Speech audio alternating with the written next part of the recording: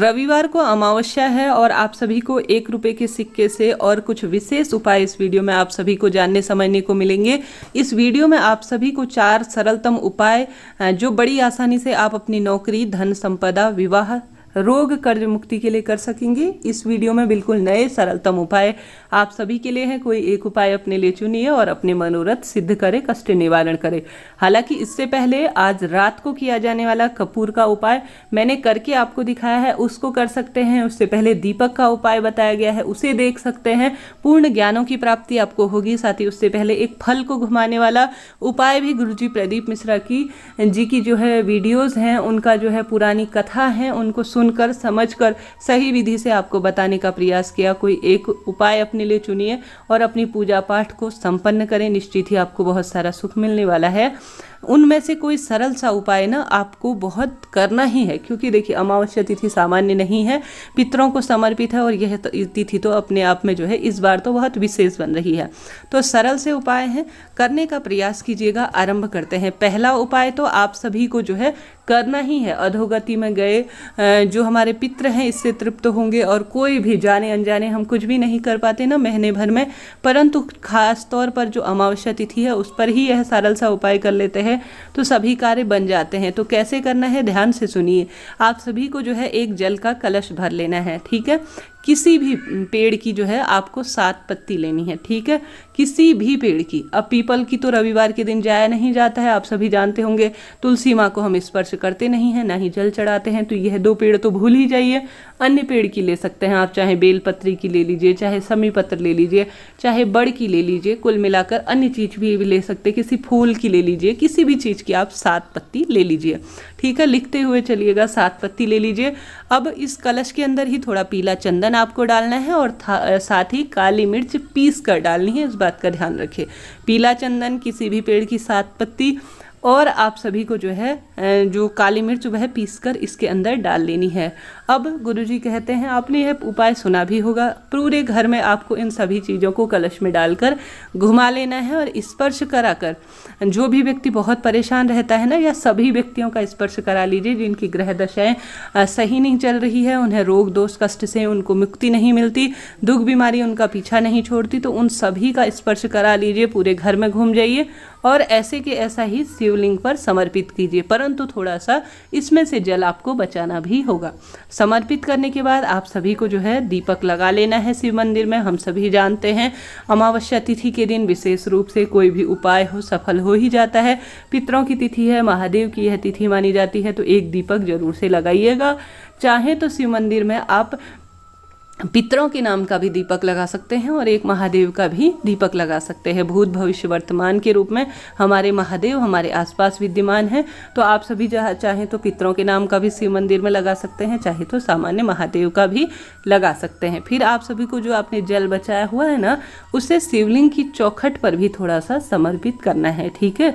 अब आपको वहाँ पर बैठना है, शिव मंदिर में झोली पसारनी है, प्रार्थना करनी है, अपने पितरों से भूल चूक के लिए क्षमा प्रार्थी होना है, रोग दोष कष्ट निवारण के लिए अपनी जो मनौती है, जो पीड़ा है, जो कष्ट है, वह भी बोलना है। थोड़ी देर जब भी शिवलिंग के पास जाएं, गुरुजी कहते हैं मंत्र जाप करें, वहाँ बैठे महादेव को अपनी पीड़ा, अपनी बात बताएं। महादेव सुनते जरूर हैं, आपकी भी सुनेंगे, कष्ट मिटाएंगे। धैर्य रखें, विश्वास रखें और कोई भी उपाय करें गोपनीयता रखें और भगवान पर विश्वास रखें। कब किस रूप में आपको देंगे वह महादेव ही जाने। तो इस तरह से यह पहला उपाय था। मेरे द्वारा बताए गए अन्य उपाय में से भी या इन उपायों में से भी कोई समझ में न आए तो पूछिएगा, आपका अपना चैनल है, सभी सवालों के जवाब आप प्राप्त करेंगे।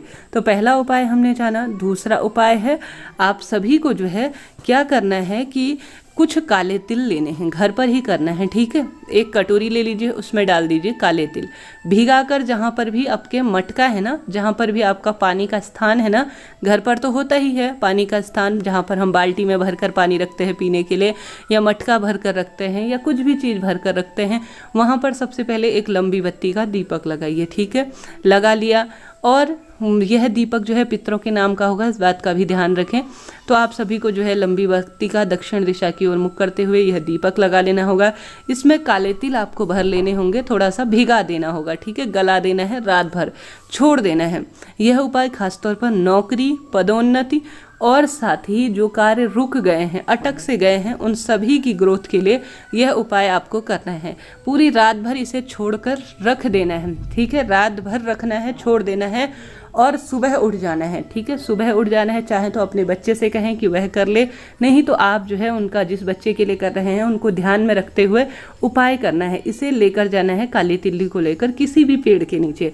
अब आप सभी जानते होंगे पीपल में तो जा नहीं सकते क्योंकि रविवार है, और साथ ही जो वृक्ष है ना हमारी तुलसी माता है, उनमें भी पानी चढ़ाया नहीं जाता।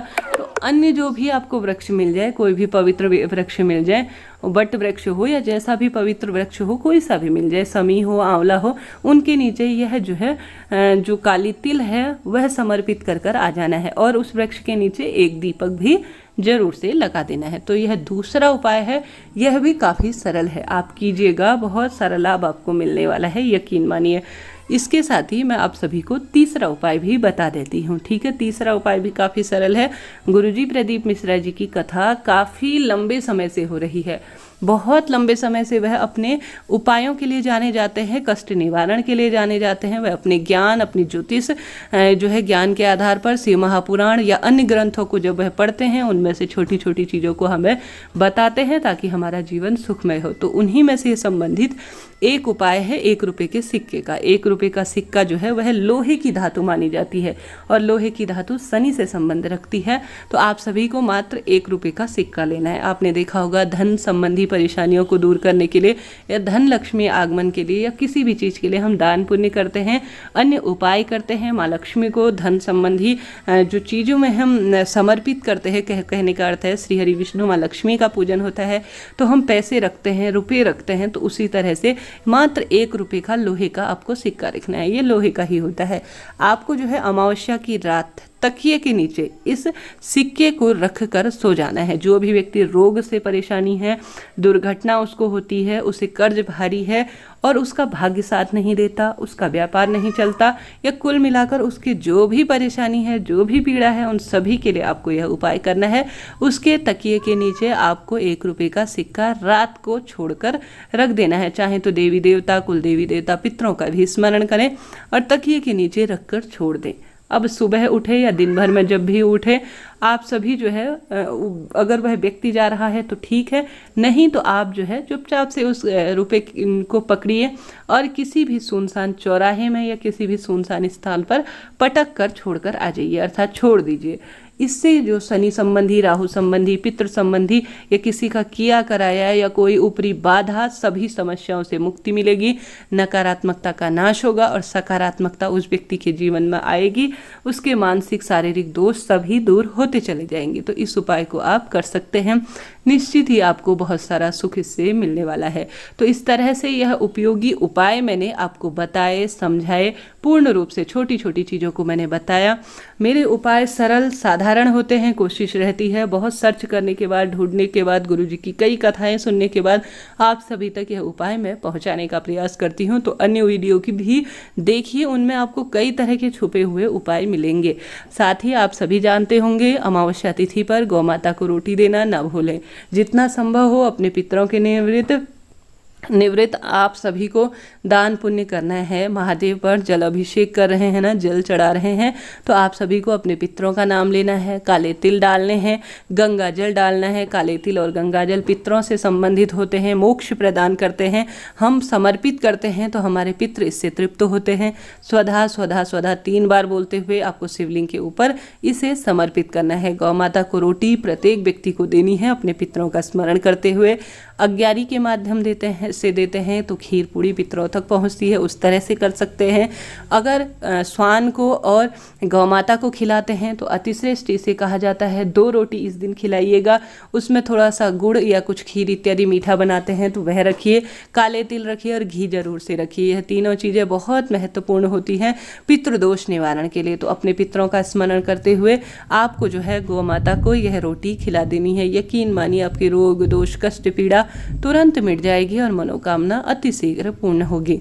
जितना संभव हो सके कम से कम, मैं हमेशा ही कहती हूँ, एक समय का भोजन अपने पितरों के नाम से योग्य ब्राह्मण जिसे इसकी आवश्यकता है उसे दीजिए, चाहे तो गरीब जन को दीजिए, वह भी सर्वश्रेष्ठ ही कहा जाएगा। तो अपनी क्षमता अनुसार कुछ ऐसे उपाय जो आपको बहुत सुख देंगे, करने का आप प्रयास निश्चित रूप से करें, बहुत सारा लाभ आपको होने वाला है। उपयोगी वीडियो रहा हो तो कृपया चैनल को लाइक करें, शेयर करें, सब्सक्राइब करें। हर हर महादेव।